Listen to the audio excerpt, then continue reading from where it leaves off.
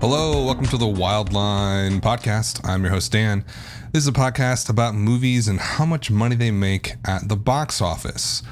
Today, we will be talking about the weekend of July 7th through July 9th. I'm going to walk through the top 10, maybe touch on a couple of films outside the top 10, some interesting stories, and do some deep dives in sort of any of the bigger stories of the top 10 as well. Let's just get started. Big weekend, right? Spider-Man Homecoming, the reboot of the second reboot, which still blows my mind. I have a weird, complicated history with the Spider-Man series. I am in my mid-30s. The first Spider-Man came out, I think, 2002, a couple years after that X-Men movie came out. And that was the X-Men original sort of 2000 film. That was the one that really started this comic book universe that has been honestly just mind-blowingly successful over the last 17 years now. I don't think there's been another genre of film like this that has taken off so quickly and completely dominated the entire movie industry. I mean, every year that goes by, I am blown away still by how well comic book movies are doing. And Spider-Man was sort of the one of the most successful comic book movies of all time, the 2002 version. It was also, I think, quality-wise, one of the better ones. I remember seeing it in the theater and actually really enjoying it a lot. And then Spider-Man 2 came along.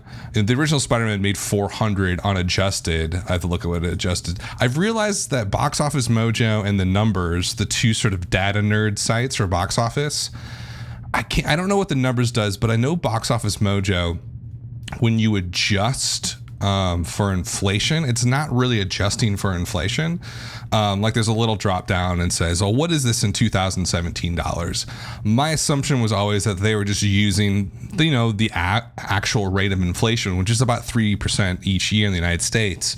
To calculate that, what they're actually doing is taking the number of tickets sold for Spider-Man, the original, and then multiplying that by the average ticket price of today, which is about $9.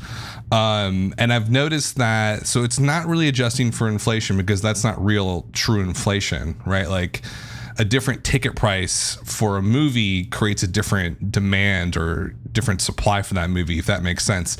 The price does matter a lot in terms of who's going to go see it and if they're actually going to go.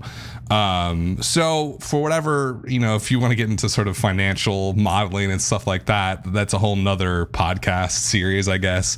But just keep in mind, when I talk about adjusting for inflation, I'm using what Box Office Mojo is doing. I'm not doing my own thing. So basically they're taking the number of tickets sold for the original Spider-Man, multiplying that by the average ticket price of today, which is a little iffy in terms of like data, but like it's what we got. So that's what I'm going to use. So their adjusted gross is over $600 million for Spider-Man, which is outrageous, absolutely outrageous. And I remember it when it came out. It was the year 6 months after, not 6 months, a little bit like 8 months after 9/11. And the country was in a really weird place back then. Politically, it was just it felt really weird. Everything felt really odd. And I think people just wanted an escape from all of it. Escape from 9/11, escape from the wars that were starting in Afghanistan. And a year later, they would start in Iraq. I think people just sort of wanted to escape, and Spider-Man was their escape. But I feel like X-Men may have kicked off this comic movie era, but Spider-Man really solidified it as this monster juggernaut. And it has, ever since then, Spider-Man 2 came out in 2004. The adjusted gross is over $500 million, $530 million, opened at 125. So it didn't slow down, obviously. And then Spider-Man 3. Now, Spider-Man 2 was when my sort of interest in comic book movies, I took a different path than the rest of everybody else. At the time I was finishing up my degree in English. So art criticism essentially was my degree. And I went later to get my master's in art criticism and literary theory after that. So I was very attuned to criticizing art. It was what I was doing every day at my university and what I did in grad school, and I was going to become a professional academic in it. And that's not to say that I know more than everybody else, but I was formally trained in art criticism in much the same way an engineer is trained in building a bridge. You don't ask a construction worker to design a bridge. You ask an architect and an engineer who's been trained in that. And in the same sense, I was trained in art criticism. And starting with Spider-Man 2, I went opening weekend. I was in Minneapolis. I remember it specifically. The crowd was loving it, and I was not. For whatever reason, maybe because of the political stuff that I was talking about. The war in Iraq had been going for a year. I was a huge anti-war protester, actually as an organizer as well. I was very in that world, and the world felt very serious to me at the time, and Spider-Man 2 was not. It was very cartoonish, which, whatever the comic book genre, you would think, oh, they're cartoons. They're really not, though, right? There's something more going on with comic books. Some more than others. You look at something like Alan Moore does, that's literature. That's high art literature that should be considered with Faulkner. And there's some other stuff the Archie comics, something like that. Although the Riverdale series apparently is very serious and good. In any event, that's where I sort of stopped paying attention creative wise with comic book movies. I go to see most of them. I've seen most of the MCU movies. But I think I did not sort of partake in the sort of mass appeal and love of them. I've been very critical of them creatively. Business-wise, they're the biggest story in the last 50, 60 years in cinema, hands down. There's never been another genre like this, maybe ever. And then maybe that's not, I don't think that's hyperbole at all, actually. That seems to be true. There's never been a group of films that has been so successful like this. You could look back maybe to Westerns, but it wasn't as of an inclusive sort of small little world that they built. So Spider-Man 2, so I just say that, and I always preface that when I talk about comic book movies. Creatively, I'm not the hugest fan of the genre. There are certainly exceptions. Deadpool is awesome. Logan's awesome. But I am a lot more critical than most people with that genre. So I can be a little bit really harsh with them, a little overly hard on them. But business-wise, they print money. They print money. Even a really bad comic book movie like Batman vs. Superman or Suicide Squad, both last year, both of those, I think, according to Deadline, made over $100 million in profit. Right. So, I mean, business wise, there's no argument against them. And even all these Spider-Man movies made tons of money. But I always like to say that because, I approach it from a different angle than most movie nerd people who are super into it and fanboys of DC or Marvel. I'm not really a fanboy of either of them. I just find them super fascinating from a business level and how well they're performing and the whole phenomenon of it. But that's sort of my little spiel about comic movies and my sort of context of where I'm coming from with Spider-Man here. So Spider-Man 2 came out in 2004, does 531 domestically. Spider-Man 3, which is which I don't think I've ever seen, is considered a critical absolute failure. Still pulls in $432 million in May of 2007. So even when, the movies don't sort of hit a home run creatively with everybody, with the public in general, they still make a ton of cash. That one opened at 194. And then we had the reboot. Now, I'm already critical of comic book movies in general, and sometimes their creative value, or even their creative experimentation in terms of just being interesting blockbusters. But the fact that they rebooted Spider-Man just felt super odd to me. It felt like just a cash-in for Sony. Spider-Man 3 is basically a creative disaster, and most people consider it to be one of the worst comic book movies made in this era. So they're making a new one with Andrew Garfield and Mark Webb, I believe, is director, which is even weirder when you think back to it, because Mark Webb got big through 500 Days of Summer. Like, it just blows my mind that they would give him this movie. 500 Days of Summer, by the way, is one of my favorite films of all time. Came out of July in 2009. I was living in San Francisco. One of the best movie going experiences ever, and like going to see it with a friend and just talking about it for hours afterwards. One of my favorite films. I don't see why you would give that guy Spider-Man, the reboot Spider. It doesn't make any sense to me. And financially, they did all right. Like, The Amazing Spider-Man was 2012, opened at 70, pretty low. And then it grossed 297 domestically total, which is not bad. But the response to it was not good. People were not into it. And then Amazing Spider-Man 2 came out 2 years later, opened a lot higher at 97, ended up at 215 total, which is kind of a disaster in terms of a multiplier. I've never seen either of those movies. I say that I see these comic book movies, but apparently I haven't seen the biggest ones. The consensus on that, just from people I know and the sort of the blogosphere, what is this, 2004, like Reddit and social media, is that those are both terrible films, considered terrible films by huge comic book fans. So that was 2014. That was 3 years ago. And they decide to, and I don't know the entire history of how it got looped into MCU and all that back and forth with Disney and Sony. I don't know how that whole business thing played out. But they had to have made the decision almost immediately after Amazing Spider-Man 2, right? Because these types of films take at least 2 to 3 years to develop. So they made a decision to make a new one. It's 2017. Comic book movies have been on a roll. I was looking at, I'm always fascinated by trends and like the big holistic picture of movies and genres. And I was looking at comic book movies over the weekend, and I realized that like I always assumed that comic book movies were super huge, like maybe 5 years ago. Like that was the peak. The Avengers, when that came out and broke all the box office records, I just assumed that was the peak of the genre, but it really was 2016. We had, I can't remember the exact numbers, and I've lost my Excel spreadsheet, of course, because I didn't keep it. It was really like the banner year for comic book movies, and so we're really kind of at another peak.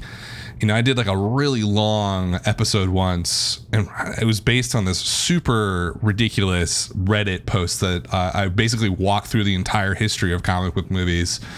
And just from a business perspective, why they're doing so well, and like the 3 different peaks that happened. You had like Spider-Man as one peak in 2012. Then you had The Dark Knight, which is 2008. And then you had The Avengers in 2012. And it was sort of just like this very clear 3 different waves of comic book movies. And my assumption was that, the Avengers wave was so big and it reached such heights that the whole genre would slowly dissipate from that peak. But I think Deadpool would be considered a 4th wave. Like Deadpool changed everything. Deadpool basically said, hey, this is a really popular genre. Let's fuck with it. Let's fuck with it a little bit and make it ironic and have it be a parody. And then Logan comes out this year and it's super serious and dramatic. The amazing thing about the comic book genre of this era since 2000, let's say, is its ability to just reinvent itself. And it happens every 3, 4, 6 years. Where the whole genre just sort of opens up or goes in a different direction and people love it. And so Spider-Man is kind of arriving in that world where the winners are Deadpool, Logan, Guardians of the Galaxy 2, Wonder Woman, which is like the story of the summer. They all have very unique and interesting takes on the comic book world. They're very vibrant. And in some cases, like Logan and Deadpool, kind of a little bit experimental with the genre.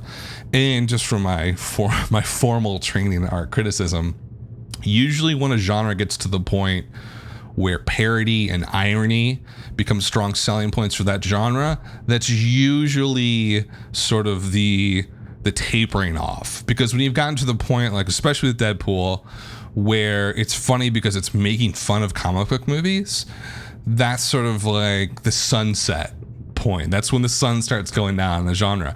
I don't know, I've predicted that happening for the comic book genre for the last like 7 years, and it just hasn't happened. And I don't know if it is, because if they keep reinventing these characters and these roles in a way that is super interesting and engaging for audiences, they're going to go see it. And that's how, this weekend Spider-Man, after that's going to be the longest prequel conversation I've ever had, or rant about, before announcing what a film did this weekend. It's unbelievable. Love it. So that's the world that Spider-Man Homecoming is arriving in. It's the second reboot of a film in 15 years. It is the 6th Spider-Man film in that same period of time. So it's a really fascinating a movie to come out. And the tracking going into this weekend was about 100. I think that was the real question. Is this thing going to break that 100 mark, or is it going to go below? And I'll say this. That conversation 3 weeks ago, when tracking is usually presented 3 weeks before by the industry about what it's going to do. And of course, there's all PR moves happening constantly. The studio will say, oh no, it's only supposed to make 90. So when it makes 117, like Spider-Man Homecoming did this weekend, it looks amazing. But I question this in general with the genre and the Spider-Man series in general. Expecting this film to open at about 100 seems kind of like a major league player playing down the minor leagues to some degree. Like the Amazing Spider-Man movies opened below 100. Amazing Spider-Man 2012 opened at 70 adjusted. Amazing Spider-Man 2 opened at 97. But this felt different. This felt more like it was part of the original 3. It's an MCU film now, so that means something different, or at least it should. I thought the conversation should be, are we looking at 120, 130, 140? Because it's MCU at this point. It's MCU, and it's the major character in the MCU universe outside of Captain America and Iron Man. He's number 3 at least. He's higher than Thor, I'll tell you that much. So I thought the conversation should have been a lot higher, but that's why they do tracking, and that's why they have PR teams, because they temper the reception of the film and sort of put it into context for people. So in any event, Spider-Man does $117 million this weekend. I think that on paper, that's a win. That's a big win. But in context, it seems a little bit, what's the term? And if you look at the daily numbers for Spider-Man coming in here, you'll notice something really odd. And this was a big issue on the box office theory forums, which I frequent pretty often last night. The Friday number came in at 50, and people were like, holy fucking shit. This thing is lit. It is going off. It's going to be amazing. It's going to be like 130. It's like, the sky was the limit Saturday morning, Friday night when those numbers came in. Then the Saturday number came in late last night, and people started having meltdowns because it came in at 34 was the first hint. And then 37 was a little bit more solid of a number. That was a 27% drop from Friday. And so you don't see that often, a massive drop like that, unless it's a huge front-loaded sequel. Right? If it's the third Hunger Games movie, the third Twilight movie, one of the Harry Potters, that's the pattern that you will see. Huge pop-off on Friday, huge preview numbers on Thursdays, and then Saturday it comes down to earth, and on Sunday it gets a little bit more grounded. And that's what happened here, because going into Saturday, we were talking 125. Deadline said 125 plus in their Saturday morning update. So something happened, right? And I'm not trying to take anything away from Spider-Man or what it's doing. This is not in any way really underperforming. It's not in any way a flop. It is winning, and it's going to print a lot of money for Sony. And Sony also needs a win before they get sold to somebody like Apple. They needed a win, and I think they got it. But what I'm interested in is the holistic overall view of the genre and where it's going. You know, if you take another glance at that 117 number, there's also something interesting there. Its per theater average was $26,000, which is great, right? It's very good. But when you look at it comparatively to other films in that range, it gives you a little bit of a different sort of feeling about this opening. It's not that it's underwhelming, probably isn't the right term, but it kind of brings expectations down a bit. So overall, in terms of wide release per theater averages, it's at 39. Right, so it's around Toy Story 3, it's around Minions, it's around Fast and the Furious 6, it's around Man of Steel. So if you put it within that context, it's like, oh, okay, like, yeah, it's a win, like it did well, but it's not Guardians of the Galaxy 2. It's not even Suicide Squad. Suicide Squad did almost $32,000 per theater. And Spider-Man's down at basically $27,000 per theater. It opened super wide, 4,348 theaters. And so it kind of puts it in a little bit of perspective here. It's definitely a great opening. Sony's going to be super happy with this. The quality of the film apparently is amazing. Like, its Rotten Tomato score, I think, is in the 90s still, isn't it? 93%. So quality wise, it's a huge win. The audiences loved it, 92%. I kind of see what the Metacritic score, 73% on, or 73 score on Metacritic. I could go on a whole nother rant about this, but just very quickly, the thing about comic book movies in general is they're produced so well and they're made so well that they're very good products at the end of the day. And that's why you'll get a lot of them getting fresh scores on Rotten Tomatoes, because Rotten Tomatoes doesn't really care. It does take an actual score, but that 93% just means what? 93% of the critics that they accept thought it was a good movie. That doesn't tell you what the actual quality of the film is, though. It doesn't really tell you that at all, because if you look at that 93% Rotten Tomatoes, which basically mirrors the audience reaction, the average rating on Rotten Tomatoes was 7.6 out of 10, 76. You know, compare that, and that's very close to the Metacritic rating, right? So there's a disconnect there, right? Like, people really enjoyed it as a movie, but a professional critic who gets paid to do it or has a background in art criticism or film criticism thought it was good, but it's not a masterpiece, right? A 93% on Rotten Tomatoes indicates a masterpiece. This is an amazing movie, blah, blah, blah.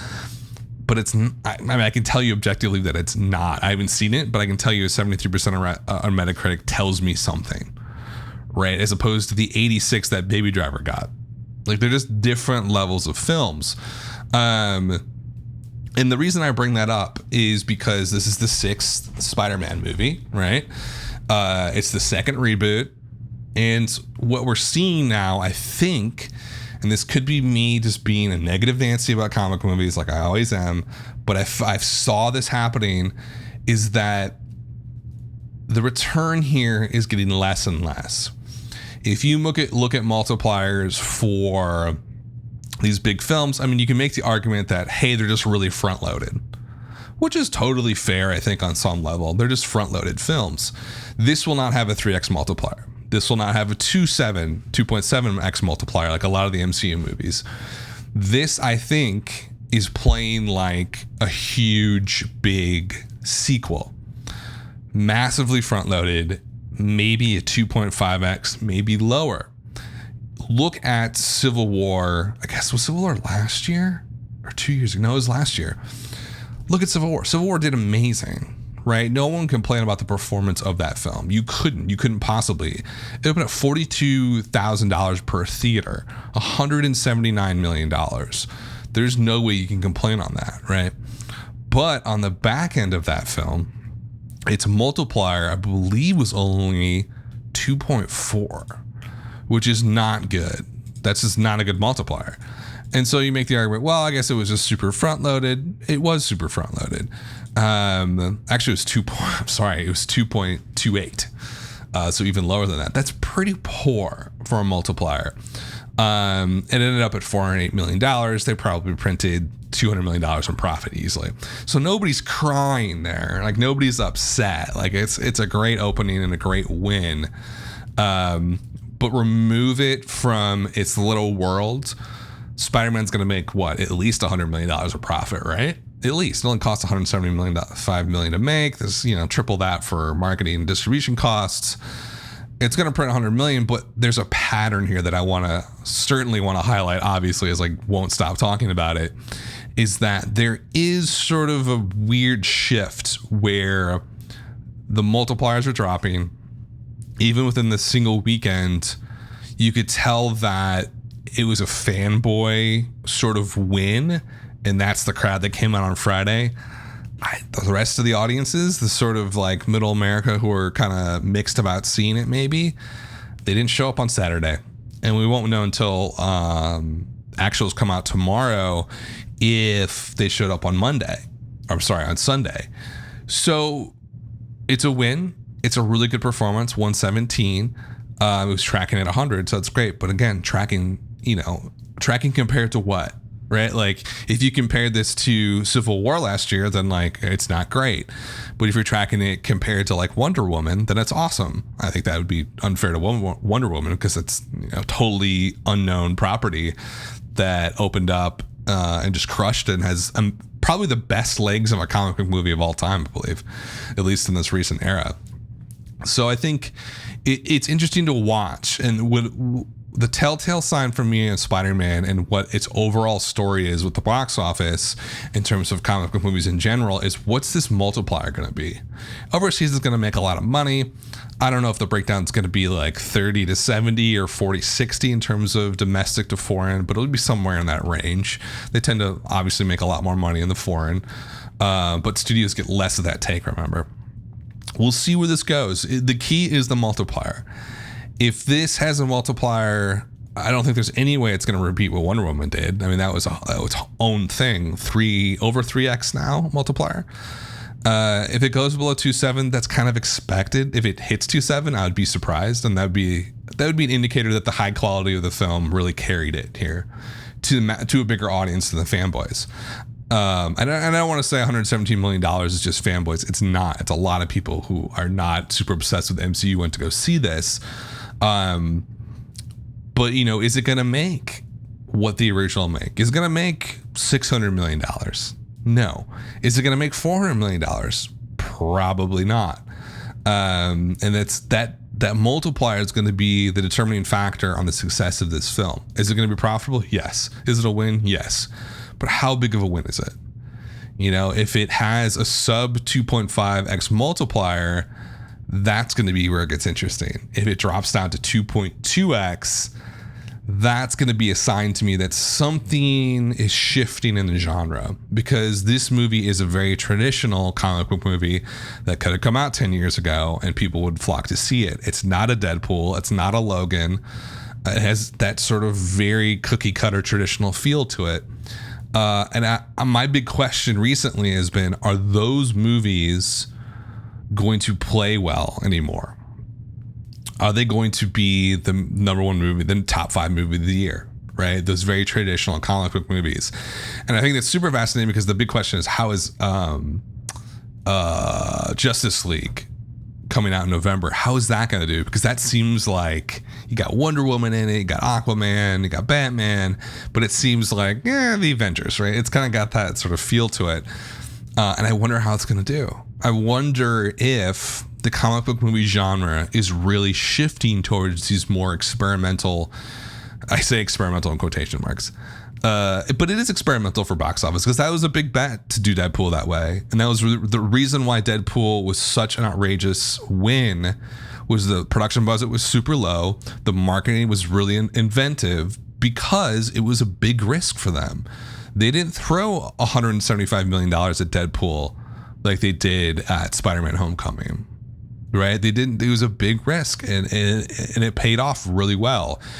And I kind of wonder if the genre is going to go in the Deadpool Logan direction, or is it going? Are we always going to have these Spider-Mans, these Captain America and the Thor stuff? And we'll see how Thor does, I believe, in the fall as well.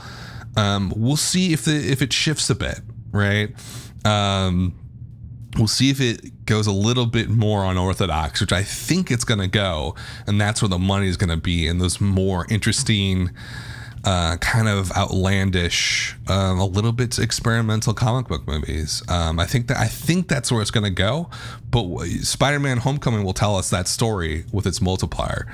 And now that I've talked like a half hour about Spider-Man, I don't know. I find this stuff super fucking fascinating. So I honestly could talk about Spider-Man and MCU for like another 3 hours, but I don't want to bore people. So Spider-Man 117, critical hit, for the most part. Audience score loves it. Cinema score of A. For all intents and purposes, if this wasn't a comic book movie, it wasn't the 6th movie in the series, technically, you would think over 3x multiplier with those quality numbers, but we'll see what happens. I don't think it's going to come anywhere close to that. Okay, so that was number 1 this weekend. Number 2 is Despicable Me. Made a lot of money on Monday and Tuesday over the holiday. Total gross so far is $149, made $34 million is the estimate for this weekend. A pretty big 53% drop. Those Monday and Tuesday audience people definitely added to that total a lot. But that's not the type of drop you want to see for a children's film. I mean, usually what you're going to see for a children's film in its second weekend, definitely sub 50, but you want to be in like low 40s. But again, it's almost like the Spider-Man Homecoming thing. Like, it's the fourth Despicable Me Minions universe movie. People might just be kind of bored with it. Not that 149 and by the second weekend is something to scoff at. But this one does kind of seem like it's a little bit underperforming. Now the budget was only $80 million, so it's definitely going to make a profit. But comparatively, you would want this to be definitely higher than what it's doing now, and I think Universal sort of expected that. So that was number 2 this weekend at $34 million. Despicable Me 3. Number 3 at the box office this weekend was Baby Driver. 12.7 million, 38% drop. Kind of it's a wide release. It's on about 3,230 screens. But not super wide. It's not over 4,000 like Despicable Me or Spider-Man. Per theater average in its second weekend is at $4,000 per theater. This one is just, this is a breakout. I was posting on Twitter, I was like, I don't think this is going to break out. Based on the Thursday numbers that I was seeing, or Wednesday numbers that I was seeing, because it opened middle of the week before July 4th. So it just didn't seem like it was going to break out. But by the time the weekend came around, I don't know what happened. Like, obviously the Rotten Tomatoes score is off the charts. The audience score is off the charts. People are loving this movie. 97% on Rotten Tomatoes. Audience score is 90%. 4.3 audience score out of 5. People love it. I saw it. I thought it was great. Is it a masterpiece of film? Probably not. The first hour is. I'll give you this. The first hour of Baby Driver is probably one of the best hours of action movie I've seen in a very long time. Probably in 20 years. It's a classic, right? But the second half is sort of like, not as strong. But it doesn't make it a bad movie. It's a great movie. I think anybody will enjoy it. 86 score on Metacritic. So I think the story here, it's a huge breakout, which I didn't expect to happen, because Edgar Wright has always been a cult filmmaker. He'll release, Scott Pilgrim or Shaun of the Dead or The World's End, Hot Fuzz. Those are all cult films. Like, if you ask film nerds, everyone's going to love at least one of them. I love Shaun of the Dead. I think it's one of my favorite movies. I also like Hot Fuzz. Scott Pilgrim, whatever. World's End, didn't like. That's just me. He's a nerd filmmaker, a cult filmmaker. But Baby Driver, and he had the whole falling out with Ant-Man. I really wanted to see what he was going to do with Ant-Man, the comic book genre, but we didn't get to see that. We got to see a film that I did not enjoy at all. But he got a second chance here, or another go at a kind of an interesting film to make with Baby Driver. I don't know how he got the backing. I don't know how he got Jamie Foxx and John Hamm, but he got them. And this is a big story, because it's already like doubled what his best film has done in the box office. So he's going to be a force to be reckoned with a $34 million budget on this. It's already at 56, almost 57. I don't see this thing slowing down. I see like 40%, low 40s and 30% drops here on out for eternity, it feels like, because I don't think it's never going to go away. It's too good of a film. It's reached too many people now, where it's kind of become memey and like it's kind of become like a meme, and people really want to see it. It's just going to spread like wildfire, I feel like, word of mouth wise. And I don't know what the bottom is for this. I think the big, maybe 100 million. I don't even know if that's even possible looking at the numbers, but you never know. It's totally possible. If a movie connects, its multiplier, a normal movie would do like 2.7. If a film really connects, it can go well over 3 into 4, sometimes even 5. If it's one of those real special films, I think this could be one of those movies. So we'll keep it on and see how it does, but I just expect great things from Baby Driver. Baby Driver and Wonder Woman, which is number 4 this weekend, are the two big stories to me. Wonder Woman comes in at $10 million this weekend, 35% drop, fantastic. Only lost 300 screens, still in about 3,100 screens overall. Per theater average is somehow in its 6th weekend still at $3,200 per theater. It's insane to me. Total so far is 368. It's destroyed all the other DCU films, including Batman versus Superman and Suicide Squad and Man of Steel. It's just like obliterated them. And it opened at 103, right? It opened at 103. It's at 368 now. That doesn't make any sense. Especially just for comic book movies in general. It's really an outlier. And I did not expect it at all. I expected it to actually do pretty poorly. It just didn't feel like the marketing was great, but whatever happened. Like, it opened up, the quality was super high according to critics and audiences, and people have just kept going to see it. I do get the sense that women are seeing it over a few times. They're not just seeing it once. And I think it's a really big movie for young women, like girls and, teenagers, to see this female superhero on screen just kick ass in a really apparently awesome movie is a big fucking deal. And you can see that in the business that it's doing, in that it's saying multiplier. Like, there's something special happening here. And they're obviously going to greenlight a sequel to this. And I think this will even help Justice League, obviously, because she's in it. But I feel like this is going to give it a little bit of a bump. Like, now I think women are going to go see it just to see Wonder Woman. And men too. I mean, she's not exactly like she's pretty easy on the eyes there. But real big story. Awesome. I love how I just said like this sexist statement of this huge feminist movie that's fantastic, and I gotta say, oh, she's easy on the, come on, I'm an asshole. But it's a huge story. It's awesome for everybody. It's a win-win-win. Number 5 was Transformers the Lost Night. Yeah, it was pretty lost, actually. This movie's terrible. The Last Night, 6.3 million, a horrific 63% drop, lost 900 theaters. This is only its 3rd weekend.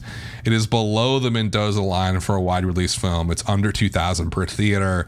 This is a total disaster in the end of the Transformers I would say platform series. It's the end of the Transformers. It's like, we're not going to get any more. There's no way.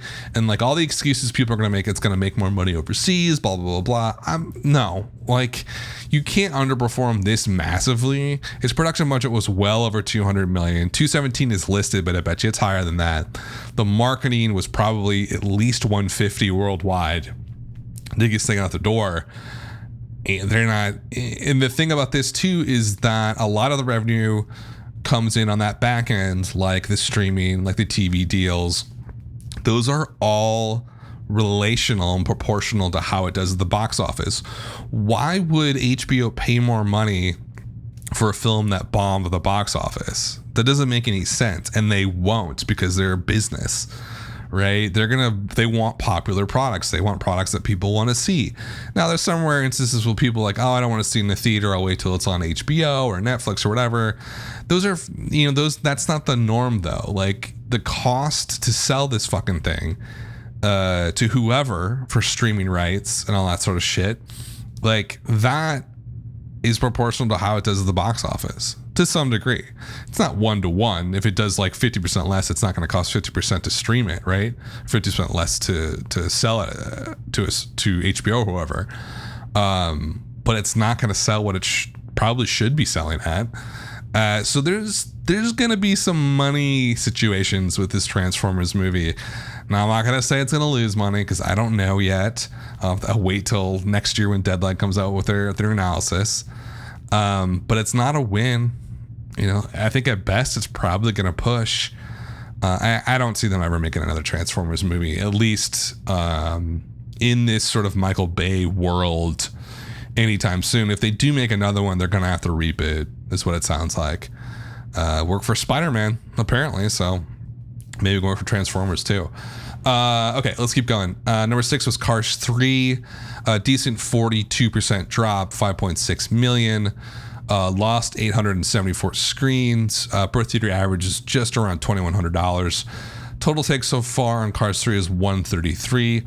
This is just underperforming. There's no other way to write it. It's not really a flop per se. But it's not anywhere near where it needs to be for Disney on this one. It's this thing about like the second sequel, and you get to the third movie in a series, and people just get bored of it. Whatever. It's still going to make some money, but it's definitely underperforming. Number 7 this weekend was The House. A 45% drop, which isn't horrific for a comedy, but it didn't really have a high height to fall from, did it? Like 4.8 million for the weekend. Per theater average in its second week is 1,500. I talked a lot about this one last week. This is a huge flop, despite the fact that it cost $40 million to make. It cost at least double. It cost just to market in the United States and in Canada, at least $50 million. So this is just rated R comedies are in a real losing streak, and this is another loss. Like, it did not perform anywhere near expectations. It's a textbook flop. Number 8 was The Big Sick, 3.6 million, expanded on 255 screens to a total of 326 screens. Per theater average for this limited release right now is pretty good. It's at 11,000, 11,200 to be exact. Total take so far is 6.9 million. So this was bought by Amazon, huge Sundance hit. Apparently it's reviving the rom-com genre. I looked at a lot of numbers for this today, actually, trying to figure out what does that 11,000 per theater average really mean when you're on 326 screens. I honestly, I couldn't figure out a pattern. Like, some movies that make 11,000 at that number of screens go on to make over 100 million. Some go on to make like 30 million. So I just don't know. We won't know how this one's going to play until it gets to like 1,000 screens. And we'll see how that per theater average drops on that. My gut says that once it gets to a much wider audience, it will die pretty quickly. I don't think it's going to break out to like $100 million or something like that. I do think that $50 million is in play total take domestically, which would be a really big win for these guys and Amazon. Now, I don't know what they spent on marketing. I know they spent a lot. It's like, I've been inundated with this film since Sundance. Oh, it's amazing. Oh, it's great. Which is not that bad. It reminds me a lot of like Manchester by the Sea, another Amazon Studios acquisition. They're just marketing it so incessantly that there's no way to escape it. And Manchester by the Sea, I think, made 46 million overall. So I kind of see where this one lands compared to that one. I would assume it would go a little bit higher than that. But I'm not sure. It might come back around for Oscars too, because apparently it's that good of a movie. We're gonna keep our eye on that one. Number 9 was 47 Meters Down, 2.8 million somehow. I don't understand what's going on. 37% drop, lost 500 screens. Per theater average is about 1,600 for 47 Meters Down. Total gross so far is 38.5 million. I just wish someone could explain this to me, why this is happening. Is it really that easy to sell people if you just put a shark in a movie? Like, there's no way the quality of this movie is fantastic. I know that for a fact. I can tell by just looking at the trailer. I can tell by looking at the production and reading about it. Like, it's not The Shallows. It's not a Sony big movie. But it is making money hand over fist for a movie like this. $38 million at the box office for that. It blows my mind. And I wonder if bigger studios and distributors are going to start looking through VOD only releases, or at least straight to VOD releases, to try and find some gems that they can buy and push out to the theater. Because if it works for 47 Meters Down, then I think it implies that it can work for other movies. And that would be the weirdest development in movie distribution of the last 20 years, that a straight to VOD movie is going to get released in the theaters and start doing well. It's fucking nuts. But that was number 9. Number 10 was The Beguiled, the Sofia Coppola movie. $2 million, 34% drop, but it added 267 screens. So it's at 941 screens. Per theater average is at 2,200, getting close to that sub 2,000 range, which is not what you want to see in its third weekend. I don't know what Focus Features is thinking. This is not a wide release film. I could tell you that immediately.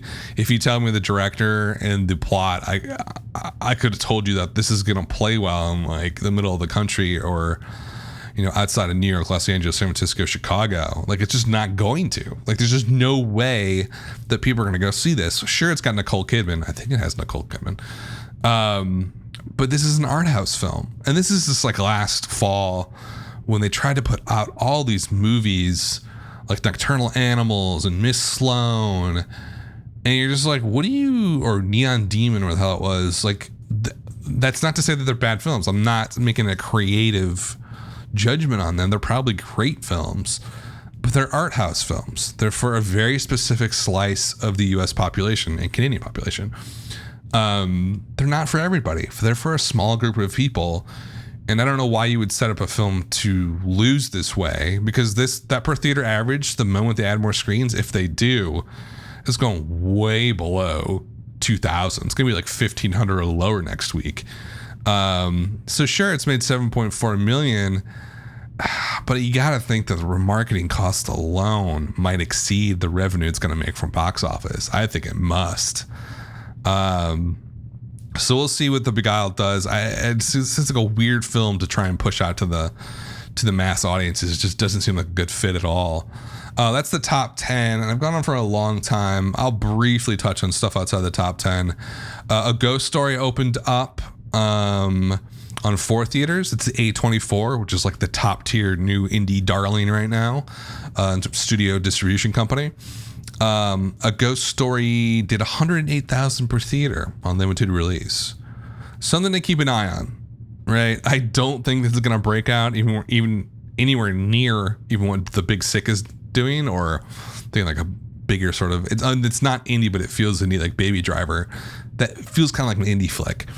I don't think A Ghost Story is going to break out at all at that level, but I'm going to keep my eye on it because it seems super fascinating. I think Casey Affleck is an amazing actor, 10 times better than his brother. Rooney Mara is a national treasure. She's a phenomenal actress. Her sister is kind of good, Kate Mara. She was great. Her sister was great in House of Cards. I'm not going to get into that. Anyway, Ghost Story is something to keep an eye on, because 108,000 per theater is nothing to ignore. But man, if they try to release this a lot more wide than that, they're gonna be in for a rude awakening. No one's gonna see that movie in fucking Omaha. nobody is going to see it. It's too weird. It's way too weird for mass audiences. And, A24 is used to movies like that, and they sort of have a good handle on how to release them. But I can't see it going to more than a few hundred screens or theaters in the country. So we'll see. See how it does. Any other big stuff going on? Pirates of the Caribbean still struggling at 168. The Mummy had a terrible drop, 61%. It's sitting at $78 million so far. Guardians is still hanging in there in the top 20, 385. Although there's a big race between Guardians and Wonder Woman. I do think Wonder Woman's going to win out. And it could take the summer movie crown away from Guardians of the Galaxy. Another one to look at is, or briefly talk about, is All Eyes on Me. 67% drop, lost 600 theaters. I talked briefly about this last time, almost sub 1,000 per theater average. This one really popped off, but I was looking at its drop its second weekend, which I believe was 78%. Top 20 drops all time. Just a massively front-loaded movie, historically front-loaded movie. So that one's just fallen off the face of the earth. But at $44 million take for that, like, they can't be upset with that. I don't think. It only cost $40 million to make. It didn't look like they marketed it that much. But I kind of want to talk about that just to sort of talk about drops. And, it's one of those movies that had a very specific group of people that wanted to see it. I'm not just saying African Americans. I think there's just like a really specific audience for that film that just saw it, and then now they're not seeing it, and this is what happens. Like, it popped off its opening weekend, and now it's just like completely disappeared off the face of the earth. It's only its fourth weekend. It'll be gone completely from theaters next week. I think that's mostly it in terms of what's going on or what happened this last weekend. The high level stuff is Spider-Man's big win, beat its tracking number, but I think we gotta look at it historically. Only just breaking the top 40 in terms of per theater averages. If you adjust for inflation, it's not even in the top 100 for per theater averages. So, temper expectations with that.